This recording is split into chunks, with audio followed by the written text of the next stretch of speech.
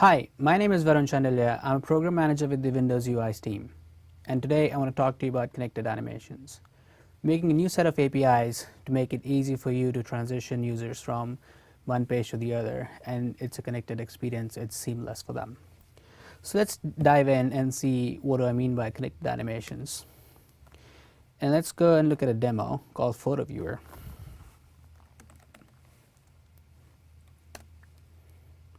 So what you're seeing on the screen is you're seeing a grid of photographs, and you can click the pictures and we'll take you to the next page. So let me do that. So when I do this, I go to the next page. I don't know if what I clicked. I don't remember that as a user. When I go back, oh, did I click the first picture or the second picture? I'm kind of lost on what's going on. Similarly, if I click the next one, the photo opens up, but I'm not very sure of what happened. Now let's see if I've enabled the animations.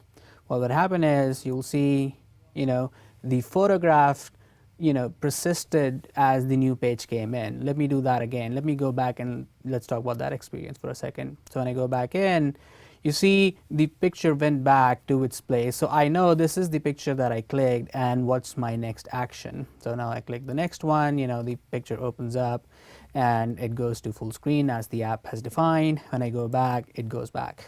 This is what we're calling as connected animations, and there's a new set of APIs that we've launched to help you with this scenario.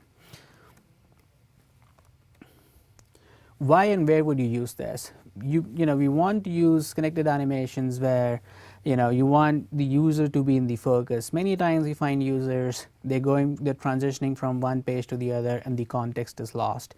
They're not oriented. So if you have a lot of text on the page and images are flying from left to right, it's very hard to understand where do I start from, what should I start reading, what's my focus point. Where you want to make your application very fast and fluid and a delightful seamless transition for the users. How do you do this animation? Well, it's a simple three-step process. The first one is you identify the source and the destination element and you mark them. Once you mark those elements, you navigate the page. When you navigate the page and when the destination page is available, you kick off the animation. Once you kick off the animation, you will see this transition of the visual flying from one screen to the other. Now let's look back to our Photo Viewers app and see how did we make that happen. Let me go to Visual Studio. And what I have here is I have the code behind page for my master page, which is the grid page that I had. And what I'm doing is, my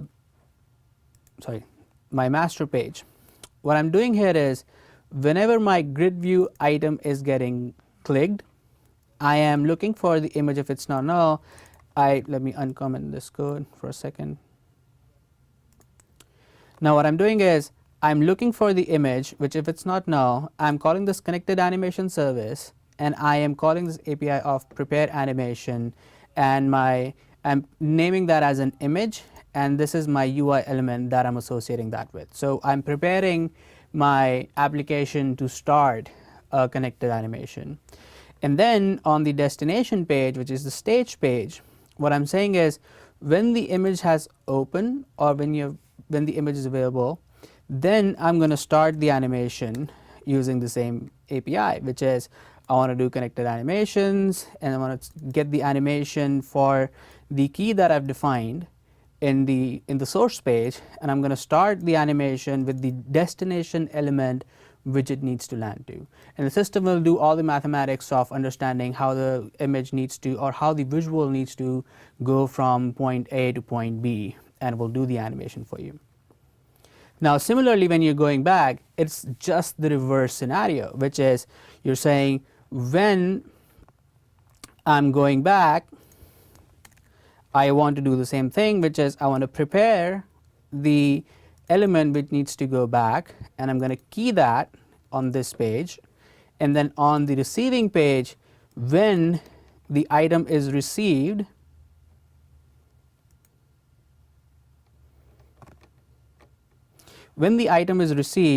I want to start the animation, which is I want to do the same thing, which is when the image comes in, and this was the image was the UI element that we sent forward, and it will run the animation back and forth. You're basically doing the same thing in different directions, and the system will run the animation.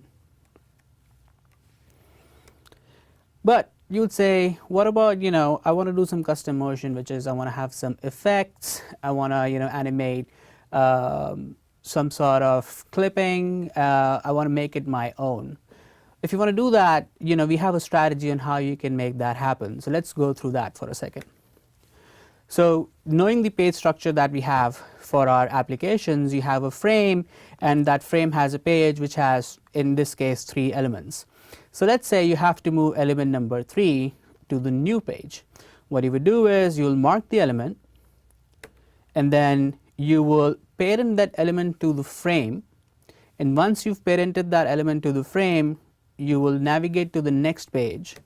Once the new page is available and you know the destination, you will run the animation and reparent the incoming element to its destination, and you will end.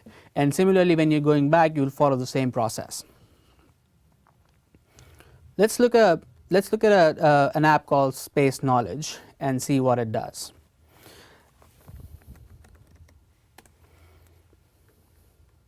If you look at Space Knowledge, it has a grid of visuals which have an alpha mask assigned to them, so that they're looking as a circle.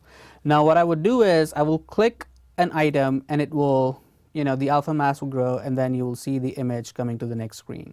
And then you can see the image is bigger and the effect is maintained throughout. You can also do a lot of animations on effects when you're transitioning out with this strategy.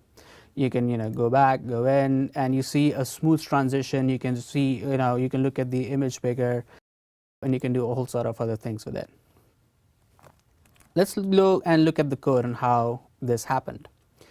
Now I have my main page, which is my grid view. What I do there is, on my item click event, what I'm doing is I'm calling this help navigate, which is essentially passing the parameters to the method. And when that happens, I have this helper class called continuity helper class, and what it takes is it's initializing the state, and let's go and take a look at that. Now when you look at the initialize state, what its initialize function, what it's doing is it's taking a UI element, it's taking a composition image. Composition image is a helper that we've created on our GitHub that you can download and use for loading images. And then it's the payload, which is the data that goes on to the next page. If you look at the code here, what we're doing is we're creating a sprite visual, and we're associating the size based on the image that is coming in, and then we're getting the transform. Now this is the important part, which is I'm getting the universal coordinates for the element which needs to transition from point A to point B. The reason of doing this is, if you look at it, you have 2 pages which have to come to the screen, and they will live in different coordinate spaces. So you just cannot take coordinate space of A and then say make it live on B, because what you have to do is you need to take the element A coordinate space, and when page B lands, you want to make sure that the item remains at the same place so that it flies to its new location or animates to its new location. So what you do is you use the transform to visual from parent, and in this case the parent is the frame. So essentially we're asking for the universal coordinate to say, no matter what new page is going to come in, my element will stay still. And then I apply that offset to the visual so that it stays at the same place, and then I parent it to the frame. That's what we're doing as part of initialize. Now once I've initialized, let's go back. Once I've initialized, I'm going to navigate to my details page. Let's go to details page. What I'm doing on the details page is, when the page is loaded, I'm essentially saying start my animation. Let's go to the definition of start animations. What it's taking is, it's taking the UI element, composition image, a scroll viewer, and the animation target that the element needs to land. Now as I talked about in the slides, you need to understand where you're going so that you can calculate how to run the animation from point A to point B. And then in this, you can also animate your effects, and you can do other things. As a reminder, this is not the implementation that you should use. This is just a strategy that you can implement to custom animate your page transitions or any transition that you want to have, which is you parent the item, you load the new page, and you run your animations. And if you look at here, we're doing the same thing, which is we are taking the element, and let me go to the bottom. I'm creating a bunch of batches to understand if my animations have finished or not. For scope batches, you should look at one of our talks, and you should also go to our GitHub and download a sample to understand how scope batches work. I'm creating a lot of animations, and then in the end I am also fading in the element which is flying in, so that you get this smooth effect of the item landing. As a call for action, follow us on Twitter. We have a good conversation on Twitter. Give us feedback, and then follow us on GitHub, where all of our samples are available for you to download, and give us feedback there. And we're always active. Thanks for watching, and enjoy your build.